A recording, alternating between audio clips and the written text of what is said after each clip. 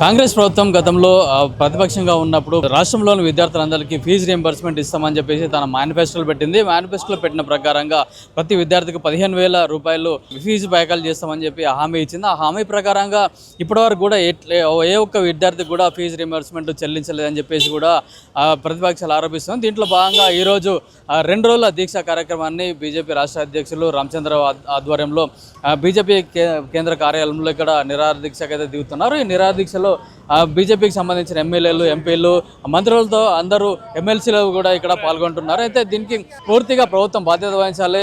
రాష్ట్రంలో ఉన్న 40 లక్షల మంది విద్యార్థులకు కూడా ఎట్లాంటి ఫీజు రీయింబర్స్మెంట్ చెల్లించలేదు. దాదాపు 15,000 కోట్ల ఫీజు రీయింబర్స్మెంట్ కూడా విడుదల చేయాలని చెప్పేసి 40 లక్షల పేద విద్యార్థులకు కూడా ఇది ఒక భారంగా మారుతుందని చెప్పేసి కూడా డిమాండ్ చేస్తూ ఉన్నారు. అయితే ఈ ఫీజు రీయింబర్స్మెంట్ చేయకపోవడం వల్ల ఎడ్యుకేషన్ కంప్లీట్ చేసుకున్న వాళ్ళకు కూడా సర్టిఫికెట్లు ఇవ్వక, పై చదువుల్లో డిగ్రీలో వాళ్ళు అడ్మిషన్ తీసుకోలేక చాలా ఇబ్బందులు పడుతున్నారు. ఉద్యోగాలకు వెళ్లాల్సిన వాళ్ళు కూడా చాలా ఇబ్బందులు పడుతున్నారు అని చెప్పేసి కూడా బీజేపీ ఆరోపిస్తుంది. దీంట్లో భాగంగా ఈరోజు 2 రోజుల పాటు కూడా దీక్షా కార్యక్రమాలను చేపడుతుంది. 2 రోజుల నిరాహార దీక్ష చేపట్టడానికి కూడా బీజేపీ అధ్యక్షుడు రామచంద్రరావు ఆధ్వర్యంలో కూడా 2 రోజుల పాటు బీజేపీ కేంద్ర కార్యాలయంలో నాంపల్లిలోని కేంద్ర కార్యాలయంలో దీక్ష దిగుతున్నారు. అయితే వీళ్ళు ఇక్కడ బీజేపీ కార్యాలయం బయట దీక్షకు దిగదామని చెప్పేసి ప్రభుత్వానికి అప్పీల్ చేసినా కూడా పర్మిషన్ ఇవ్వకపోవడంతో బీజేపీ కేంద్ర కార్యాలయం లోపల మేము ఎట్టి పరిస్థితుల్లో కూడా దీక్షకు దిగుతాము, విద్యార్థులకు న్యాయం జరిగే వరకు కూడా మేము ఈ పోరాటాన్ని కూడా ఆపము, మేము ఎల్లప్పుడూ విద్యార్థుల పక్షాన ఉంటాము, హామీ ఇచ్చిన ప్రకారంగా మేనిఫెస్టోలో పెట్టిన ప్రకారంగానే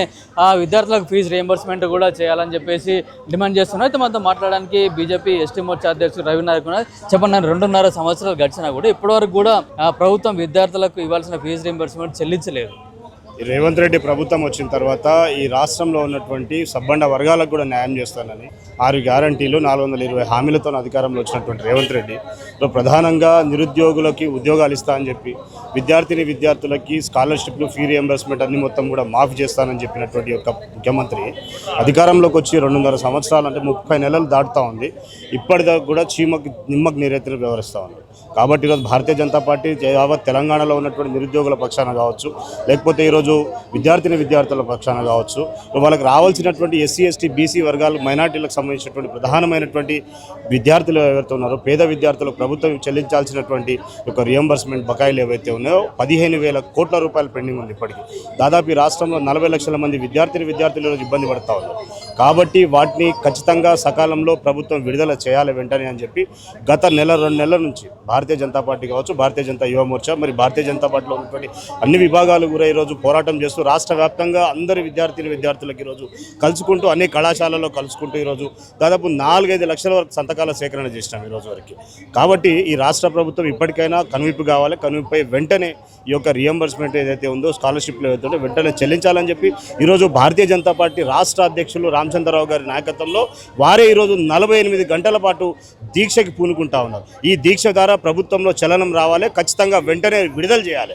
విడుదల చేయకపోతే ఈ దీక్ష ఈరోజు భారతీయ జనతా పార్టీ కార్యాలయం దగ్గర ప్రారంభమైనటువంటి దీక్ష ఈరోజు రాష్ట్ర నలుమూలల పాకబోతా ఉంది. అతి త్వరలో ముఖ్యమంత్రి గడిలు కూడా బద్దలు కొట్టబోతా ఉంది. ఖచ్చితంగా తెలంగాణలో ఉన్నటువంటి ప్రతి పేద విద్యార్థులకు ఇవ్వాల్సినటువంటి 15,000 కోట్ల రూపాయలు పెండింగ్ అయితే ఉందో ఆ పెండింగ్ని ఖచ్చితంగా విడుదల చేసేంత వరకు కూడా భారతీయ జనతా పార్టీ రామచంద్రరావు గారి నాయకత్వంలో ఈ పోరాటం ఆగదని చెప్పి కూడా ప్రభుత్వాన్ని హెచ్చరిస్తా ఉన్నాం. అంటే నన్ను కోసినా కూడా డబ్బులు రావు, నన్ను ఒక దొంగను చూసినట్టు చూస్తున్నారు ఎక్కడికన్నా వెళ్తే అని చెప్పేసి కూడా ఆ సీఎం చెప్పిన పరిస్థితి. ఈరోజు నీకు పరిపాలన చేతకాకపోతే రాజీనామా చేసుకో ముఖ్యమంత్రి రేవంత్ రెడ్డి. అంతేగాని ఈరోజు నన్ను కోసినా డబ్బులు రావంటానంటే ఈరోజు నీకు అందాల పోటీలు పెట్టడానికి డబ్బులు వస్తాయి, ఈరోజు మెషిన్ తీసుకురావడానికి డబ్బులు వస్తాయి, నీకు ఈరోజు అంతర్జాతీయ స్థాయిలో ఈరోజు నువ్వు ప్రయాణాలు చేయడానికి డబ్బులు వస్తాయి, కోట్ల రూపాయలు. కానీ ఈరోజు నువ్వు తెలంగాణలో ఇచ్చినటువంటి హామీల విషయంలో ఏ రకంగా ప్రవర్తిస్తావు అనేటువంటిది యావత్ సమాజం అంతా చూస్తూ ఉంది.